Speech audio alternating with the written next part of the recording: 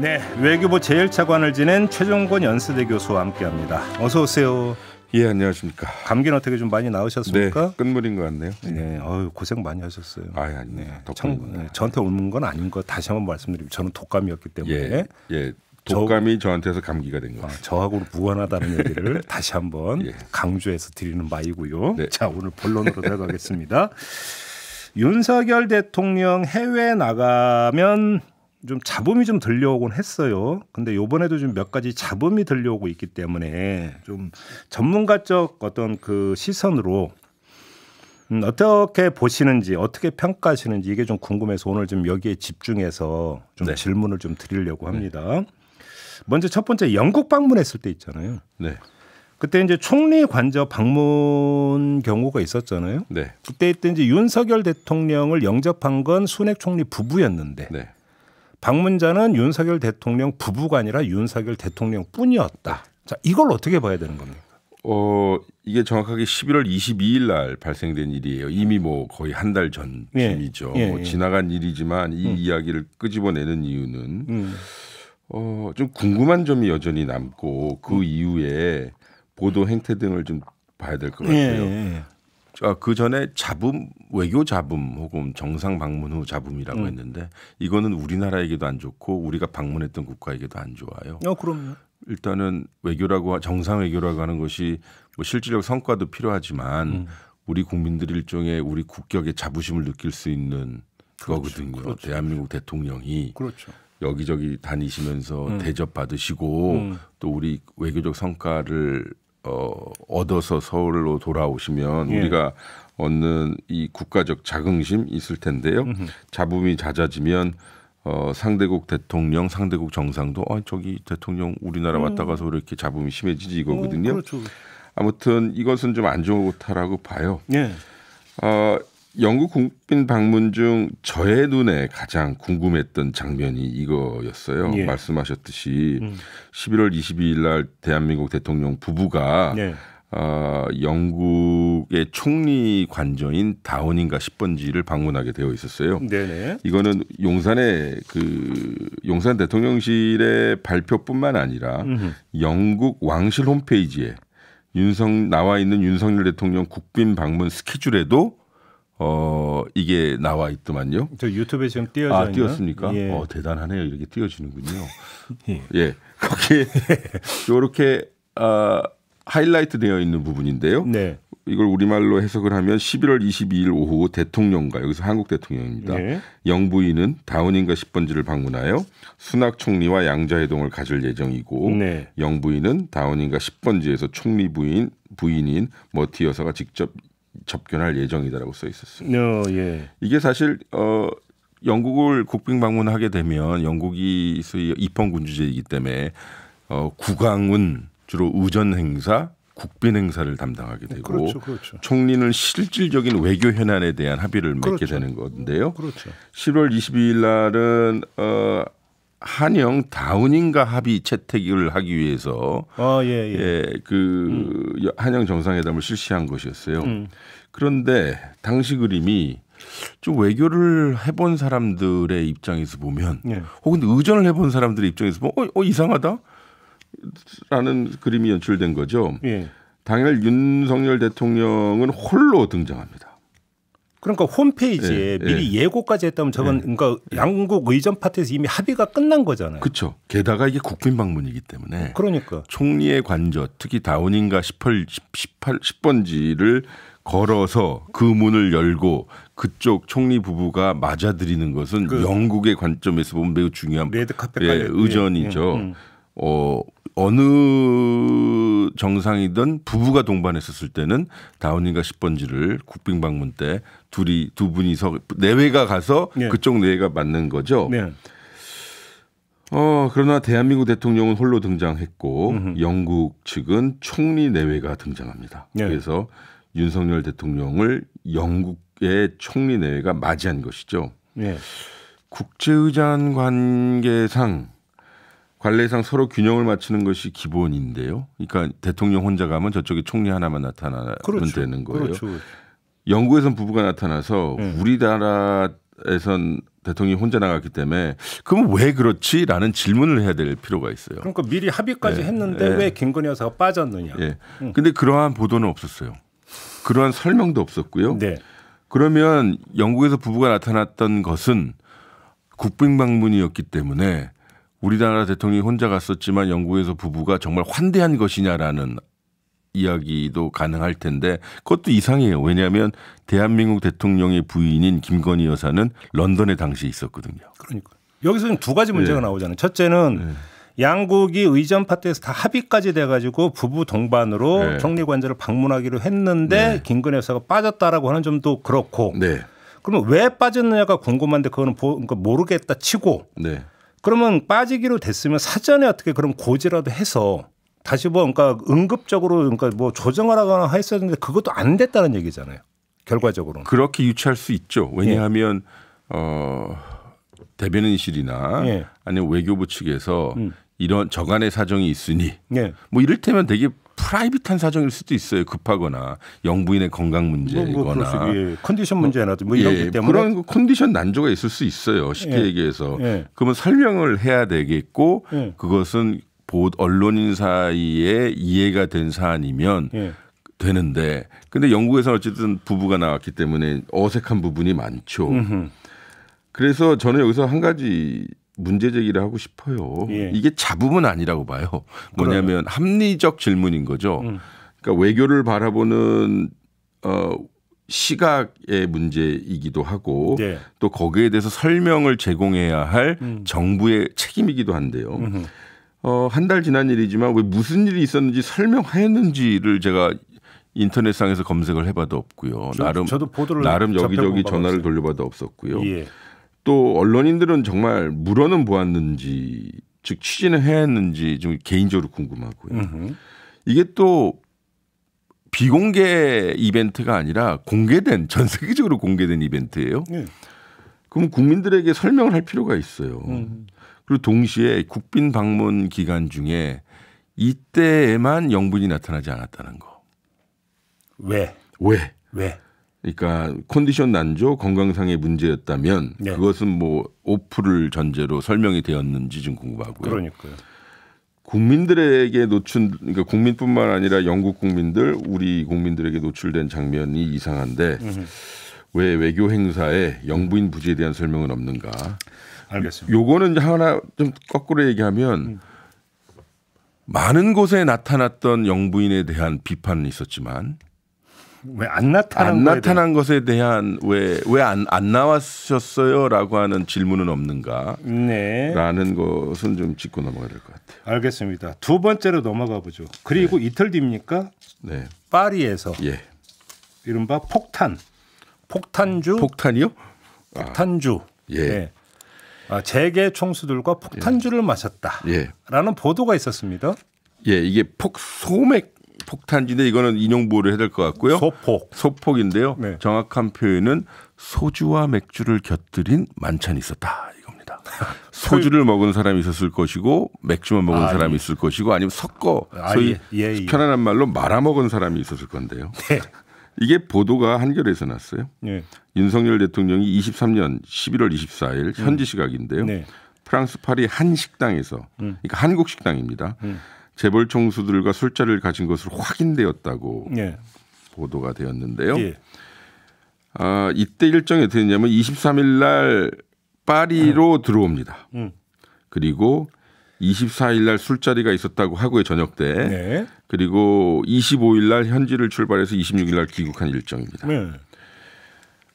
뭐 엑스포야 어떻게든지 다 아시는 스토리지만 당시 시간대로 돌이켜서 보면 당시 SK의 최태형 회장께서도 언론이나 여기저기서 많이 말씀하시기 시간은 금이다라고 하면서 엑스포 유치에 총력을 기울인다고 하셨어요. 소위 분초를 아끼는 상황이다라고 얘기했는데 어쨌든 모양새는 24일 날 파리 현지에서 대통령은 재벌 회장들과 술자리를 가졌다. 근데 제가 한번 여기서 여쭤보고 싶은 게 우리나라 정상이 다른 나라에 가서도 마찬가지고 다른 나라 정상이 우리나라에 와서도 마찬가지고 만찬장에서 술을 많이 마셨다든지 뭐 이런 그 보도를 몇 번 제가 과거에 접한 바가 있었거든요. 그 수준하고 이거 다른 겁니까 이거는? 이것도 이제 보도된 내용만 보아야 해요. 근데 제가 왜 보도된 내용이라고 조심스럽게 이야기하냐면 이게 여기에 대해서 반론 보도가 없었고, 그러니까 용산의 반론이 없었다. 네, 부정한 것도 없었고요. 뭐 제 기억으로는 관계자 발로 뭐 위로하는 자리였다, 격려하는 자리였다 정도라고 하는 걸 보면 팩트는 밥 먹은 것 같습니다. 거기에 있었고요. 두 번째는 일단 제가 경험했던 문재인 정부의 5년 기간 동안 그건 감히 상상할 수 없는 상황이에요. 그리고 문재인 대통령이 해외에 나갔을 때 수행단이 있잖아요. 그럼 수행단 중에서 뭐 일부가 되든 뭐가 됐든 따로 불러서 말아 드셨든지 아니든. 뭐 그랬으면 얼마나 좋았을까요? 그런 경우가 없습니다. 저는 그 비서관 37개월 하면서 딱 한 번 미국 수행 기간 중에 그 출입 기자단들과 맥주 호프타임을 한번 가진 적은 있어요. 그거는 나가서 그건 정상회담을 비공개로 설명하는 거 있었지. 그러니까 대통령 비서관으로 37개월 동안 맥주 한 잔을 해본 적이 없어서 너무 억울해요. 뭐 억울할 것까지는. 아니 그 좋은 1호기 안에서도 술 한 잔 못 하고. 비행기 안에서도 안 하고. 뭐 와인 마시고 싶었지만 그래도 나름대로. 그래요. 모르겠어요. 너무 엄격했나 그러면 보네요. 그러니까 한 식당에서 재계 총수들하고 이른바 소주와 맥주를 곁들인 중요합니다. 곁들인 이런 자리를 갖는 것 자체가 되게 이례적이다. 이상하죠. 일단은 이게 보면 보세요. 모양새가 제가 알기로는 그 식당 1층과 2층으로 이루어져 있고. 그 식당 아세요? 연회장은 2층에 있는 걸로 알고 있고요. 가격이 만만치 않고요. 그 2층에는 대통령과 관계자 그리고 재벌 회장들이 있었다는 것인데 여러 관계자들의 증언이 나왔고 보도에 의하면 당일 8시에 시작해서 어떤 사람은 10시에 끝났다고 그러고요. 어떤 사람은 11시에 끝냈다고 얘기합니다. 수행원 없이 재벌 회장들은 참석했다고 하고요. 비공개 일정이었다고 하네요. 그런데요. 뭐 당시 그날 나온 김은혜 대통령 홍보수석의 브리핑이 지금 울림이 있어요. 팀 코리아와 함께 1분 1초를 아끼지 않고 쏟아붓는 윤 대통령의 혼신의 대장정은 이 시각 현재도 진행형이라고 발언했습니다. 홍보수석이. 그러나 사실상 그날 소주와 맥주가 곁들여진 저녁이 진행되어 온 것이고 최소한 2시간 이상 진행된 것으로 보이고요. 무엇을 쏟아부었느냐가 중요한 것이죠. 소폭을 쏟아부었다는 증언도 있습니다. 어쨌든. 근데 여기서 또 한 가지 우리가 좀 주목해야 될 것은 그렇다면 이게 오보는 아닌 모양이죠. 왜 용산은 묵묵부답이며 부정도 하지 않고 그러면 사실이냐라는 생각이 들어요. 정말 사실인가? 그러면 이게 사실이라면 왜 후속 보도가 없죠? 그러니까요. 부정도 없고 그러면 왜 후속 보도가 없죠? 거짓이라면 그러면 정정 보도를 요구해야 되는 거 아닌가요? 아니 어렵게 생각할 것 없이 바이든 날리면 그 논란이 있을 때 그때 용산의 대처법과 비교하면 금방 나오는 거죠. 반론을 해야 되는데 그것이 없고 이를 처음 보도한 한겨레에 대한 왜 제재는 안 하죠? 가짜 뉴스는 아닌 모양이죠. 그러겠죠. 그렇다면 사실로 보인다면 엑스포 유치 실패 그 자체를 논의하려고 하는 것이 아닙니다. 이미 지난 일이니까요. 해외에서 그것도 방문국에서 재벌 회장들과 비공개로 소주와 맥주를 곁들여 만찬을 2시간 이상 진행하는 것은 적절한가. 그러니까 대한민국 대통령 저는 외교 전문가로 생각되지만 또 한편 정치학 박사로 말씀드리자면 대한민국 대통령이 재벌 회장들과 비공개로 해외에서 술 마실 정도의 우리 경제계와 우리 권력 관계가 그만큼 투명해졌습니까? 그 점도 제기될 수 있죠. 후속보도 없는 것도 문제인 거고요. 정상외교 활동 중 이러한 활동에 대한 비용은 누가 지불합니까? 아마 대통령실에서 했다면. 지금 우연희님이 술값 누가 지불했는지 밝혀라라고 댓글을 달아주셨는데 만약에 용산에서 지불을 했다고 한번 가정을 해보죠. 그러면 이게 그 대통령의 순방 예산에 이게 이런 게 포함이 됩니까? 통상적으로? 들어가야죠. 연회비라고 해야 됩니까? 뭐라고 해야 됩니까? 항목이 뭐가 됩니까? 글쎄요. 그것도 잘 모르겠어요. 어쨌든 한 가지 팩트로 말씀드릴 수 있는 건 23년도 올해죠.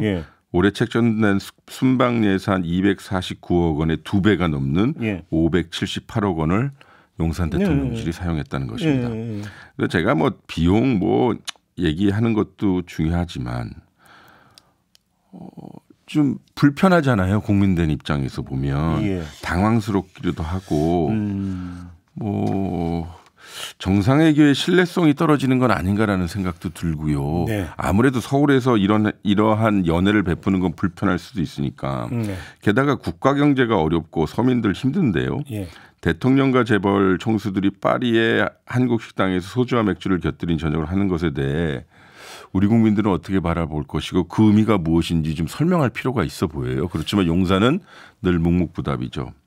그러니까 이제 비교를 하면 대통령이 이제 그 관저로 암호화무기를 불러서 비공개 만찬을 가졌다. 뭐 이런 식의 어떤 보도는 많이 있어요. 그리고 또 저는 한편으로는 그것도 필요하다고 봐요. 필요합니다. 왜 그러냐면 어떤 그 인해 장막에 가질 수가 있는 거니까 그렇죠. 자유로운 자리에서 허심탄회한 대화를 나누고 이야기를 듣는 거 민심 경청성 이것도 중요한 거잖아요.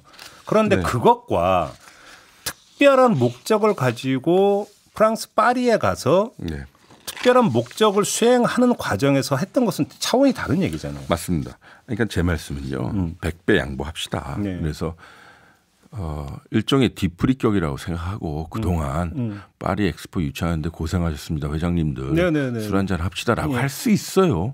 저는 아예 뭐 100배 양보해서요. 그런데 이런 보도가 났으면 설명을 해야 될 거 아니에요. 이러이러한 차원이었다든지. 뭐 앞으로는 뭐 신중히 하겠다. 뭐라는 식의 최소한의 이런 방구가 있어야 될 거 아닙니까? 근데 계속 묵묵부답으로 하니 이건 좀 아닌 것 같아서요. 그러니까 잡음을 억누른다. 그러니까 잡음이라고 표현하면 안 될 것 같아요. 그냥 이러한 보도가 나왔고 보도에 나온 데서 대응이 없는 것에 대한 것은 저는 문제라고 생각해요. 알겠습니다. 그다음에 네덜란드로 가겠습니다. 과도한 의전을 요구해서 양국 간에 뭐라고 할까요? 네덜란드가 한국 대사를 초치하기까지 했다. 이런 지금 보도가 있었습니다. 일단은 초치라는 것을 한번 정의를 하고 가야 될 것 같아요. 기본적으로 뭐 어느 나라의 대사 들어오라고 그래라는 행위를 할 때는 기본적으로 몇 가지가 있겠죠. 우리 정부의 이런저런 스탠스를 통보할 때가 있을 거고요. 혹은 본국 정부의 메시지를 보낼 때가 있어요. 그렇죠. 이것도 사실 초치라는 표현을 쓰지만 그거는 보통 명사를 써요. 초치예요. 그냥 불러들이다. 그러니까 한자를 그런 식으로 풀이하면 초치인데 실제로 전문 용어로의 대사 초치는 나쁜 혹은 항의의 의미예요. 그러니까 이를테면 주일 한국 대사가 일본 정부에 의해서 불림을 당하다는 외교 초치 행위하는 거고요. 주한 일본 대사를 초치하는 것도 그야말로 항의하기 위한 거죠. 중앙일보가 12월 15일 날 보도했는데 네덜란드 측이 한국의 과도한 경호와 의전 요구에 우려를 표현하기 위해 최영찬 주 네덜란드 한국 대사를 초치한 것으로 나타났고요. 외교부의 브리핑에서도 초치한 것은 맞는다라고 표현을 하면서 초치를 제가 방금 말씀드렸던 첫 번째 경우 협의하기 위한 뭐 그냥 불렀다는 의미로 보통 명사로 해석하더라고요. 항의는 아니었다. 근데 아닌 것 같아요. 제 입장에서는. 왜냐하면 보도가 너무 디테일해요. 14일 제가 그 보도를 읽어드릴게요. 관련 사정에 밝은 복수의 소식통이라고 했는데 이것은 아마 외교부 주변일 겁니다. 네덜란드 정부는 최 대사를 불러 국빈 방문 경호와 의전을 둘러싼 한국의 다양한 요구에 우려와 당부사항을 전달했답니다. 우려와 당부사항을 전달했으면 이건 초치입니다. 경호상의 필요 이유로 방문지 엘리베이터 면적까지 요구했다라는 것이 나오는 거 보면 뭐 이거는 정말 디테일해 보이고요. 반도체 장비 기업인 ASML의 기밀 시설 클린룸 방문 일정과 관련해 한국 측이 정해진 제한 인원 이상의 방문을 요구한 데 대한 우려. 그러니까 ASM에 나도 갈래, 얘도 가야 돼, 저 사람도 가야 돼 이렇게 많은 요구를 했던 것으로 보여요. 그리고 초치 직후 주 네덜란드 대사관은 본부에 전문을 보내 상황을 보고했다. 이것도 팩트로 보이고요. 특히 네덜란드 측은 대통령실, 외교부, 대사관 등 각 채널에서 각기 요구 상황을 산발적으로 전달하는 협의 태도에 불만을 표했다. 단일 창구가 아니었다? 두 가지죠. 그러니까 이러이러한 내용으로 우려를 표했다라는 것과 왜 이렇게 이렇게 여러 계통으로 얘기해? 너 대사 네가 좀 얘기해. 그 대통령실에서도 나한테 얘기하고 외교부 본부에서도 왜 직접 오고 왜 대사관은 또 따로 오니까 도대체 누구의 핀트를 맞춰야 되냐라는 창구 단일화 좀 해라 이 얘기잖아요. 네. 요 부분에 대해서 외교부가 설명을 했어요. 말씀드렸듯이 소통의 일환이었다고 얘기합니다. 네. 반복적인 협의를 통해 이를 조율하고 좁혀나간다. 사실 이건 팩트예요. 어떤 방문할 때 보통 그렇죠. 협의하고 조율하잖아요. 근데 중요한 것은 현지 대사가 나가 있고요. 또 우리 이 어드밴스 팀이라고 해서 미리 대통령실에서 나가 있습니다. 의전팀이. 거기서 대통령을 맡기 위해서라도 뭐가 좀 안 맞았던 모양이죠. 그러면서 외교부가 저쪽 네덜란드 의전장이 대한민국하고 일했던 경험을 너무 높이 평가했다라는 발언까지 공개했어요. 네, 맞아요. 네. 그런데 제가 문제를 삼고 싶은 것은 과도한 의전이 왜 과도한 의전이라는 표현이 들어서면서까지 이번 방문에 잡음이 생기느냐 이거거든요. 네. 그러니까 네덜란드를 방문한 목적이 소위 반도체 동맹 결성을 위한 것이라면 매우 담백하게 갈 수 있었을 텐데. 담백하다는 거 무슨 뜻이에요? 반도체에 집중하고요. 예. 의전 이런 것보다도 매우 실무적으로 가되 저쪽에서는 국빈을 만든다고 하니 저쪽의 관례와 간섭에 따라 진행하면 되는 거였거든요. 알아서 하시라. 네. 왜냐하면 또 왕정 국가니까요. 네덜란드엔 국왕이 있고 총리가 있으니까요. 만약 이것이 사실이 아니라면요. 네. 그러면 중앙일보를 가짜뉴스라고 고발해야죠. 한국과 네덜란드의 동맹적 관계, 새롭게 등장한 반도체 동맹을 해치는 행위 아닙니까? 근데 일단 그 전에 자, 한번 통상적인 그 수준에서 한번 그걸 기준 잡아서 한번 답변을 줘보세요. 그러니까 엘리베이터의 면적을 요구했다. 그다음에 클린룸 방문자 숫자가 서로 달랐다. 이것을 엘리베이터 면적 같은 경우는 이제 경호원을 몇 명을 어떻게 현장 배치할 것인가의 문제 때문에 필수적인 사안이었다. 네. 그다음에 ASML 클린룸 같은 경우는 한 명이라도 더 들어가게 해서 보는 게 우리 국익에 더 도움이 되기 때문이었다. 이렇게 해석할 여지는 없느냐라는 거죠. 저는 동의해요. 그러나 그건 그건데 왜 대통령실도 얘기하고 외교부도 얘기하고. 그렇죠. 그건 문제죠. 왜 대사 너도 따로 와서 얘기해. 왜 이렇게 날 쫙. 그거에 대해서 힘들다고 얘기하는 거예요. 아니, 보통 단일 창구로 얘기해야죠. 단일 창구가 가동이 안 되는 거예요? 그건 제가 현직에 안 있기 때문에. 아니 그 전에는. 이게 보면 이런 방문을 하는 데 있어서 두 가지 조직이 있어요. 조직 상평상. 하나는 대통령 의전비서관실. 대통령실이라고 해야겠죠. 그렇죠. 또 다른 하나는 외교부입니다. 외교부 의전장실이 있습니다. 의전장이 그러니까 1급입니다. 총괄하는. 그러니까 그래서 그러니까 외교부가 로지스틱을 대고 프로토콜을 하는 데는 의전장이 책임집니다만 대통령실과 긴밀히 협의합니다. 아무래도 대통령의 근저에 있는 의전비서관이 의전장과 함께 일하고 의전장은 1급에 준하고요. 차관보고요. 의전비서관이 저기 1급이죠. 똑같이. 근데 이게 안 만지면 대통령실은 대통령실대로 외교부는 외교부대로 대사관은 대사관대로 따로 움직인다는 여지가 있는 거죠. 그거는 좀 문제가 있죠. 제가 여기서 다시 한번 말씀드리지만 팩트를 외교부나 용산에서 확인을 좀 더 명확하게 할 필요가 있어 보입니다. 그래야 이렇게 잡음이 안 나는 건데 다시 한번 말씀드리지만 중앙일보 뉴스를 가짜 뉴스라고 고발하지 않는 점 그리고 이번 방문 것만 그랬을까라는 생각이 들어요. 이 의전 문제에 대해서. 의전은 일종의 영어로 얘기하면 메카니컬, 기계적일 수도 있거든요. 그렇죠. 그러니까 왜 네덜란드 것만 이렇게 여러 계통의 문제가 있었을까라는 생각이 들어요. 그러니까 그 이전에도 문제가 발생했는데 안 노출됐을 뿐이다라는 예. 가설도 성립이 된다. 저는 이렇게 합리적으로 의심하는 거죠. 왜냐하면 이건 조직이거든요. 네덜란드의 문제가 아니라 네. 조직의 문제니까요. 그러니까요. 네. 알겠습니다. 예. 근데 이제 보도를 말씀하셨는데 아까 그 이른바 파리 소폭 예. 모임과 네. 이거를 비교를 하면 이거는 해명을 했는데 네. 파리 거는 아예 해명이고 뭐고가 예. 없는 거잖아요. 그러니까 세 가지 케이스 중에 첫 두 가지 케이스인 거죠. 예.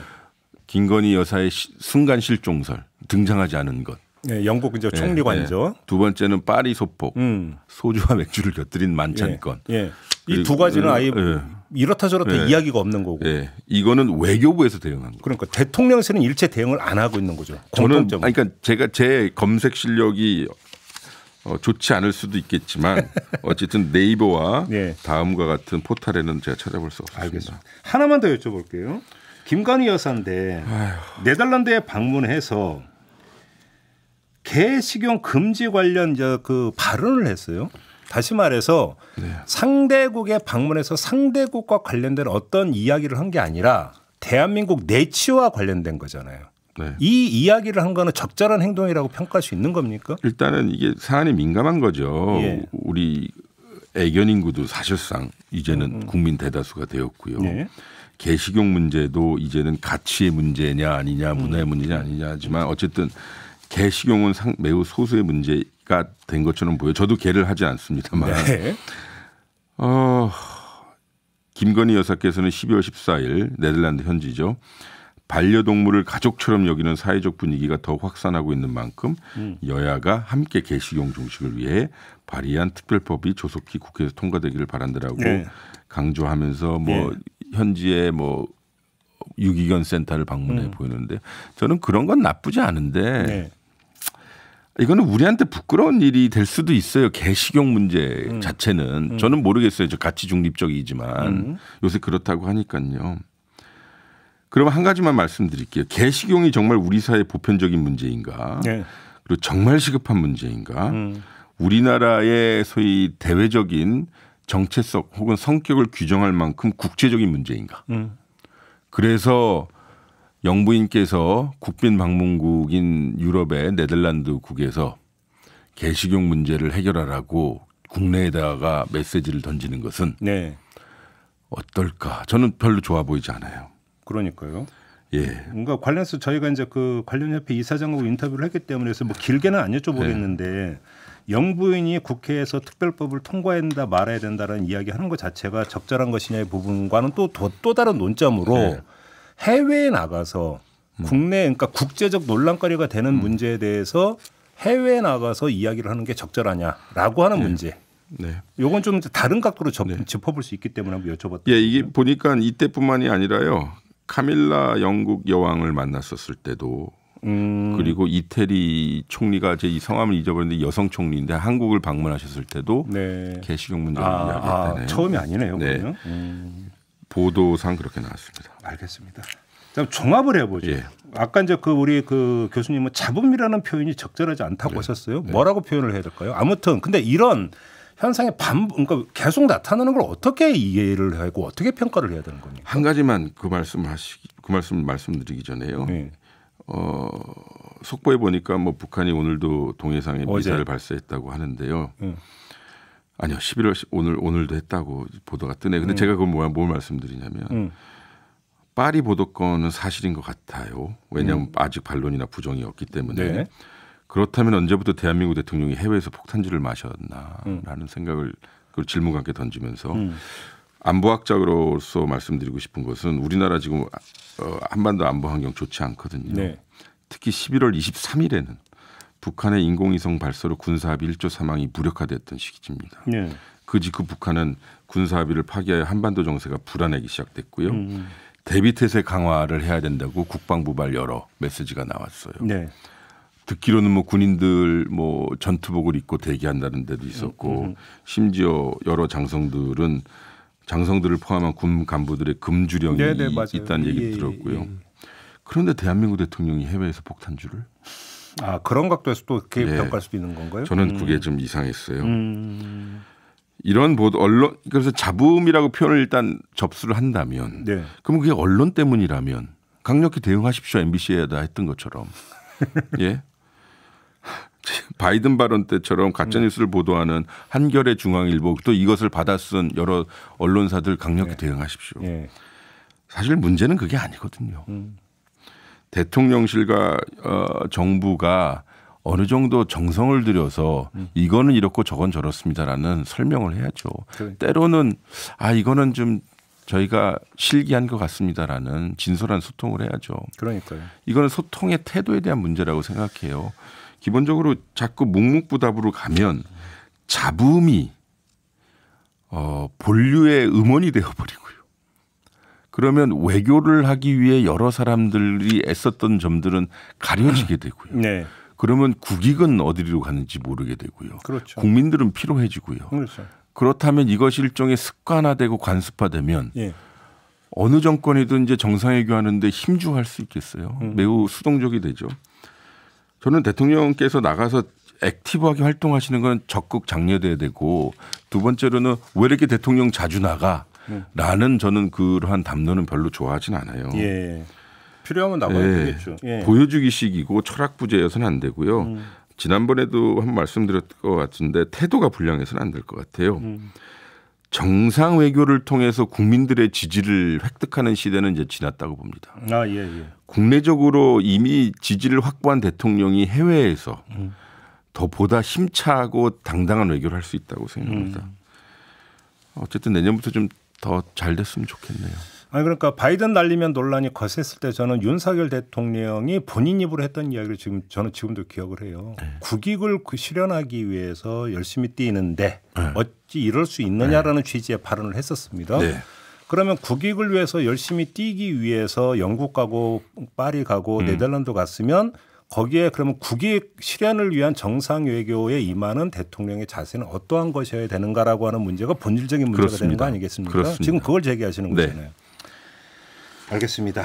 원래 보통 이런 거 제 입장에서 이런 게 좀 저변 이슈라고 생각을 했어요. 근데 이게 반복이 되니까. 그러니까요. 이 절대로 대한민국 외교의 메인 이슈가 되면 안 되거든요. 그렇죠. 이게 국내 논란되는 것 자체가 안 좋은 현상이죠. 이거는. 내년에 좀 다른 모습을 기대하고 싶네요. 알겠습니다. 오늘 이야기는 이렇게 마무리하죠, 교수님. 네, 고맙습니다. 말씀 잘 들었습니다. 최종건 연세대 교수와 함께했고요. 저도 함께 물러가겠습니다. 고맙습니다. 네, 감사합니다.